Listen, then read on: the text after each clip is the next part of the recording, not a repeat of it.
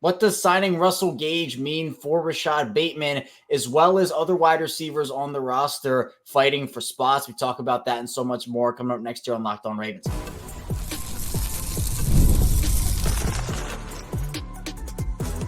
You are Locked On Ravens, your daily Baltimore Ravens podcast. Part of the Locked On Podcast Network, your team every day. Welcome into another edition of Locked On Ravens, your daily Baltimore Ravens podcast. I'm your host, Kevin Ostreicher of Ravens Wire, and we're here with you on the Locked On Podcast Network, your team every day. Thank you so much for being here, making Locked On Ravens a part of your day and your first listen each and every day. Are free and available on all podcasting platforms. So in video form on YouTube, you can like, subscribe, follow along, turn notifications on. In audio form, wherever you get your podcasts, you can follow along, subscribe, turn notifications on there as well for 5 days a week plus more of daily Ravens coverage. Today's episode of Locked On Ravens is brought to you by LinkedIn. LinkedIn Jobs help you find the qualified candidates you want to talk to faster. Post your job for free at LinkedIn.com/LockedOnNFL. That's LinkedIn.com/LockedOnNFL to post your job for free. Terms and conditions apply. Well, it was a busier day than anticipated on Tuesday as Baltimore ended up making a signing. They brought in Russell Gage, former Atlanta Falcons receiver, Tampa Bay Buccaneers receiver. We did a whole live edition episode on that, so if you want to catch those live on YouTube, be sure to turn notifications on. But if you can't, you can always find them after the fact, both in video form and audio form. We're going to dive more into that topic today, get into, of course, who Russell Gage is as a player, what he brings to the table, but more so even just what he means. There was a big topic of conversation on social media and just throughout the Ravens airwaves about, what does this mean for Rashod Bateman, right? Is the injury thing something? Is this a role thing?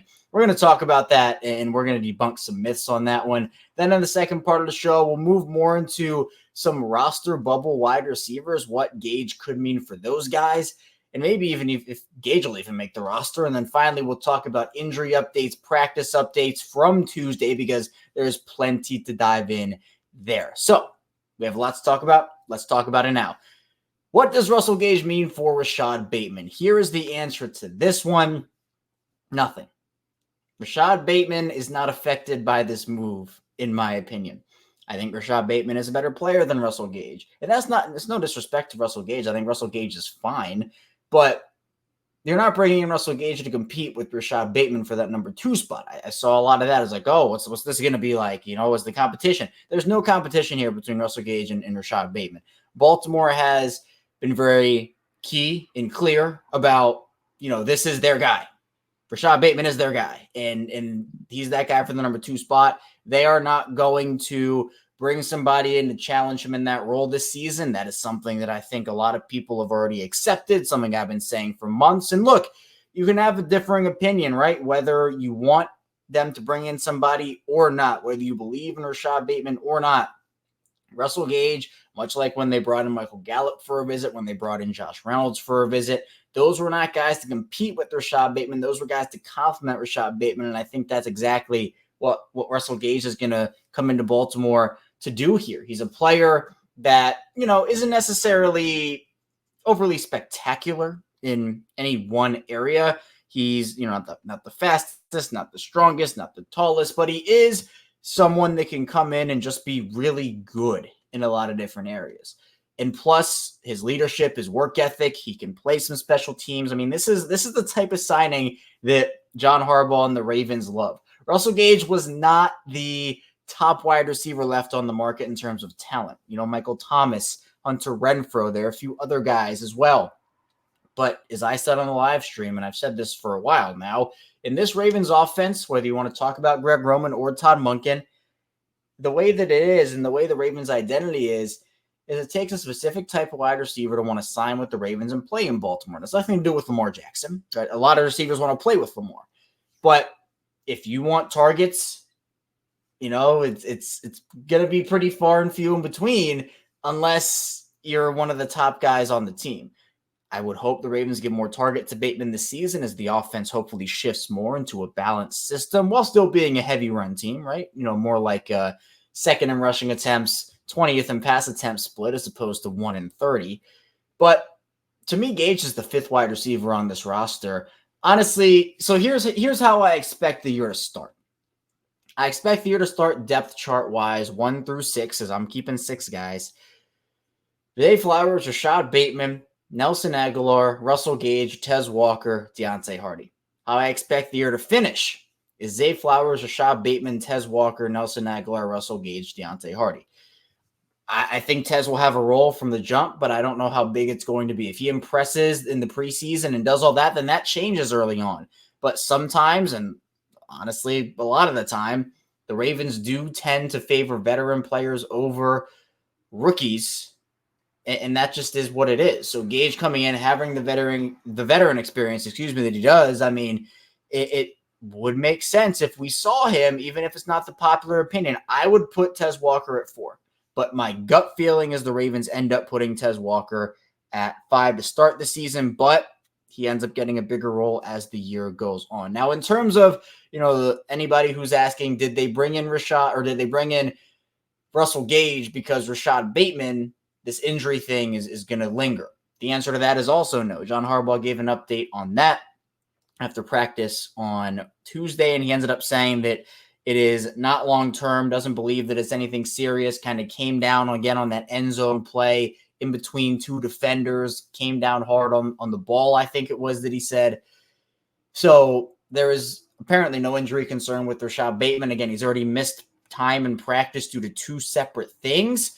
I'm not saying it's not worrying whatsoever. I mean, I think when Rashod Bateman's health history, it's something you got to talk about, especially when he's missed time already due to 2 straight things. But again, if it's not serious, it's not serious. Guys get dinged up, banged up all the time in practice, and you want to be cautious with these types of things. You don't want to rush a guy back in training camp and have it get worse. That's not worth it. I mean, you never want a guy to miss reps, but you miss reps if it means you get healthy, right? I'd rather, and teams would rather have a guy who is healthy and you miss a couple reps than get a guy for, a couple more training camp reps and he goes down with a more serious injury. So I know that, Bateman's been a hot topic of conversation. We've certainly talked about him here a lot on this show. But again, it is one of the big topics because Bateman is one of the keys that unlocks this offense. Bateman can stay healthy if he can do his thing. If he can establish a connection with Lamar, at least more so than what they have right now, it will do wonders for the offense. But for Gage, a player that, we'll kind of get into more of who he is in the second part of the show and just what he brings to the table in general. But, being able to be injury insurance depth, not just for Rashod Bateman, but for the room in general. I know that there has been a lot of conversation about who that potential 6th wide receiver could be, which we will also get to in the second part of the show. But the Ravens, their approach early in the offseason, and honestly up to just a couple weeks ago, was youth outside of Derrick Henry. But they have since added guys like Eddie Jackson and Darryl Worley back, and now they have a guy in Russell Gage. So they were always going to add more players. I didn't know how many it was going to be necessarily. I thought it was going to be more. I said anywhere from 1 to 3 guys. New additions, I think, were 2 new additions, if I'm not mistaken, over the past 2 weeks here. So maybe they bring in one more guy. Is that an edge rusher? Is that an offensive lineman? I don't know the answer to that question. They, again, were sniffing around Connor Williams, who ended up going to the Seattle Seahawks. As it was reported, he was interested there, and Seattle was interested in him. So Connor Williams no longer a option for the Ravens offensive line. But Gage is just a Ravens type of signing. It's not going to cost them a lot of money. They like the veteran aspect. John Harbaugh talked about him, said that he's excited to have him in the building. So I think it's going to be a match that will work out for both sides, but I'm not expecting a big Russell Gage role. I mean, if Russell Gage is playing significant snaps for you this season, your offense, or at least your wide receiver group, is probably already in pretty bad shape injury-wise or performance-wise. So that is not what you want. The hope here is that Gage can just come in, play a specific role, probably not a ton of snaps, could even be a game day inactive most weeks if it really came down to it based off of role, which we'll get into. But again, this is not a needle-moving move. I think it's fine. It's not a move that I get up and say, oh, yeah, the Ravens are winning the Super Bowl because they signed Russell Gage. It's just kind of like okay. He even could just be a camp body. So in the second part of the show, we'll talk about those roster bubble wide receivers. What does Russell Gage mean for those guys? Is Russell Gage getting a spot? Are the other guys getting a spot? Stay tuned. We got a lot to get to here on Locked On Ravens.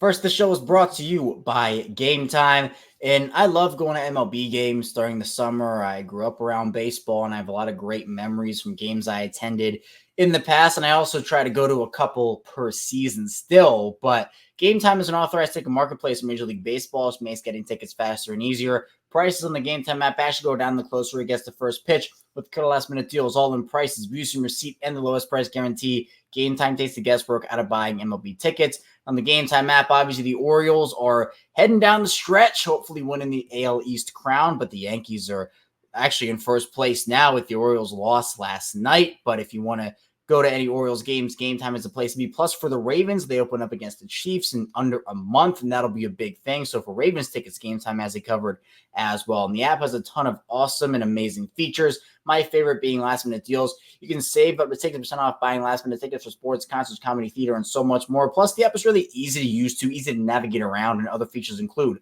flash deals, zone deals, all-in pricing, seat views, lowest price guarantee, Gametime ticket coverage, and so much more. Take the guesswork out of buying MLB tickets with Gametime. Download the Gametime app, create an account, use code LOCKEDONNFL for $20 off your first purchase. Join us by again, create an account, redeem code LOCKEDONNFL, spelled LOCKEDONNFL for $20 off. Download Gametime today, last minute tickets, lowest price guaranteed.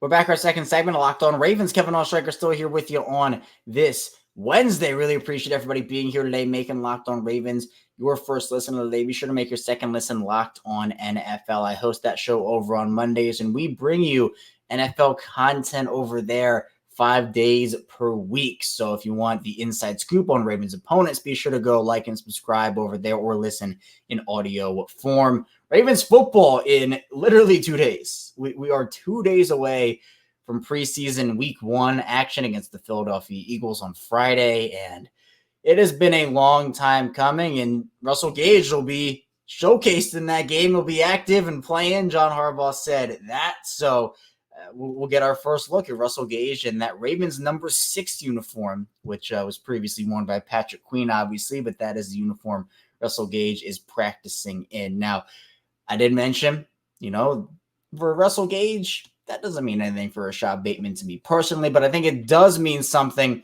for these other roster bubble wide receivers and those players I mentioned: Tylan Wallace, Malik Cunningham, Dayton Wade, all these guys who are fighting for that 6th wide receiver spot.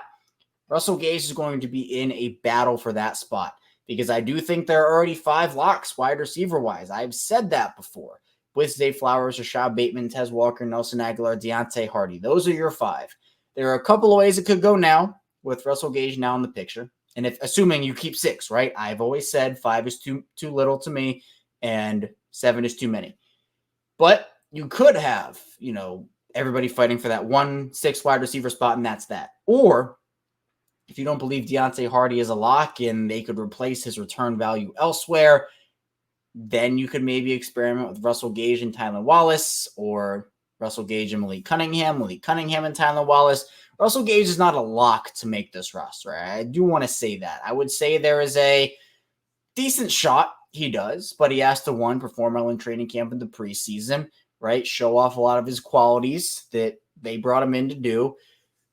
But it's not a guarantee. Just because he's a vet and he has some experience does not mean that. And when talking about who Russell Gage is, just as, a player and what he's done over the course of his career, I mean, first of all, he's about 6 foot, 185 pounds. So again, just kind of like, he's solid, right? He's not 5'9" or anything, but he's also not 6'4".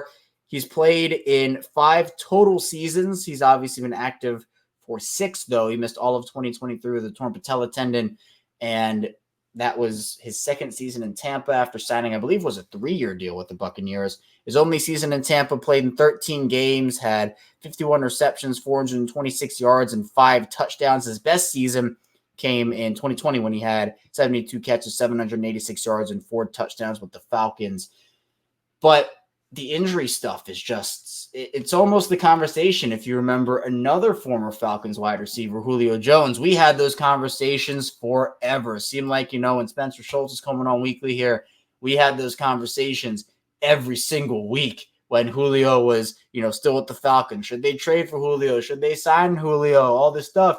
And the thing that we talked about with him was always, you're going to have to just make sure that you have a pocket for missed games in there, because it happens. And for Russell Gage, he has dealt with injuries, and a lot of them over the course of his career. Now, Draft Shark is where we go for injury news, and they call him a low-risk guy. I mentioned this on the live show too. I do not agree with this personally. They say his chance of an injury in 2024, Russell Gage, is 34.5. Chance of injury per game, 2.5%. He's projected to miss 1.6 games in 2024, but I'll go down the list. He had a concussion in 2020, a groin strain in 2020. He had a knee grade strain in college, patella sprain in 2018, hip sprain in 2019, another concussion in 2019, an ankle sprain in 2021, a hamstring strain in 2022, another hamstring strain in 2022, another concussion in 2023, and that patella tendon tear that we talked about, that was the last injury that he had. So I do think, and look, it's unfortunate, but Russell Gage is an injury-prone player, right? That label, I think we can firmly say that is true. Doesn't mean he can't stay healthy. Doesn't mean there's not a possibility he stays healthy. But if you're going to rely on him or you're going to put him in a specific role, there are probably going to be missed games. We talked about that with Sammy Watkins, right? When the Ravens signed Sammy Watkins, it was the same thing, right? He can do something. He can play a role for you, but you're going to have to factor in those missed games. He's going to miss some games most likely. And it happened with Sammy Watkins. Wouldn't be shocked if it happened for Russell Gage. And again, you're not relying on him to be your number 3 receiver. I would think if they do that, they're not in a wonderful spot. I think Nelson Aguilar is that guy, and Tez Walker should move ahead of Russell Gage rather quickly if they do start off as the Gage is the 4 and Tez Walker is the 5. But again, he's a player that, does Tylan Wallace bring more value, right? Because if they keep Deontay Hardy and all the other 4, so those 5 guys, they're going to have to answer some questions, right? Tylan Wallace has value on special teams. He hasn't gotten much of a shot. Malik Cunningham has looked really good, right? Maybe he's a guy that can compete for that other spot. Dayton Wade is an undrafted guy, has looked really good as well.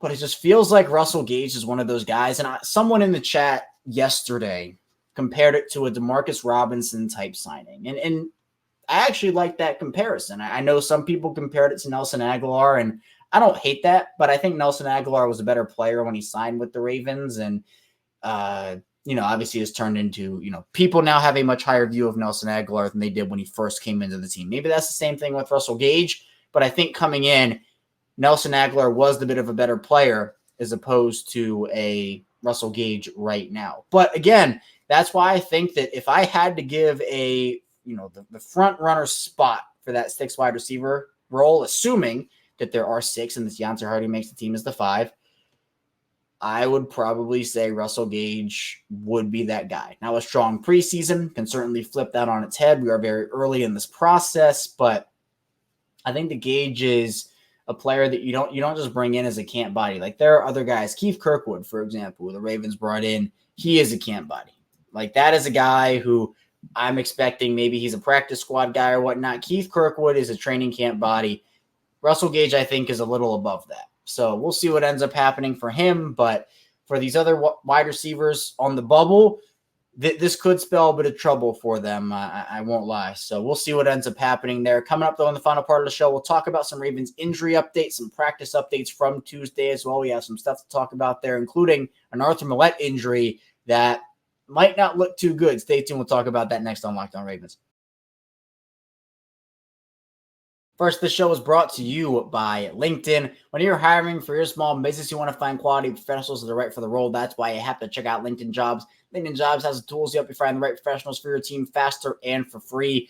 And for me, I've had a ton of great experiences over on LinkedIn, whether it's finding new jobs, connecting, networking. LinkedIn makes it really easy. And LinkedIn isn't just a job board. LinkedIn helps you hire professionals who can't find anywhere else, even those who aren't actively searching for a new job. Might be open to the perfect role. In a given month, over 70% of LinkedIn users don't visit other leading job sites. So if you're not looking on LinkedIn, you're looking in the wrong place. On LinkedIn, 86% of small businesses get a qualified candidate within 24 hours. Hire professionals like a professional on LinkedIn. LinkedIn knows that small businesses are wearing so many hats and might not have the time and resources to hire And 2.5 million small businesses use LinkedIn for hiring. Post your job for free at linkedin.com/LockedOnNFL. That's linkedin.com/LockedOnNFL to post your job for free. Terms and conditions apply. We're back, our final segment of Locked On Ravens. Kevin Oestreicher here with you, still talking football, talking receivers, and talking practice. And the Ravens, again, they open up their preseason in 2 days against the Philadelphia Eagles. We will have, of course, our pregame episode that'll come out on Friday. And then we will have a live postgame after the fact, breaking down everything that happened, then a bonus episode on Saturday. Man, it feels so good to have football back in the air and just so close to it. But the Ravens still in the thick of practice, and it's going to be interesting to see just how everything pans out for them. But there are some updates we have to get to. First of all, injury-wise, Adisa Isaac was moved off of the NFI list. He participated in practice on Tuesday, which is a great sign, obviously. And John Harbaugh talked about it. They have to get him up to speed now because that outside linebacker group, they're going to need a ton of production this season. And I don't expect Isaac to play a huge role in that, but of course, his depth is important to the team. Deontay Hardy was back practicing. He obviously had a soft tissue issue, but he is now good with that. That rhymed. But yeah, he's back at practice. Now, players that were not practicing, Rashod Bateman was still not at practice. Again, with his injury he suffered. Arthur Millette, Trayvon Mullen, Quincy Roche, Linderbaum did not practice again, Yandrin Sanat, and Adafe Owe. So we know Linderbaum still has, his injury. They're not rushing him back. That's not a surprise to anybody. Be cautious with him.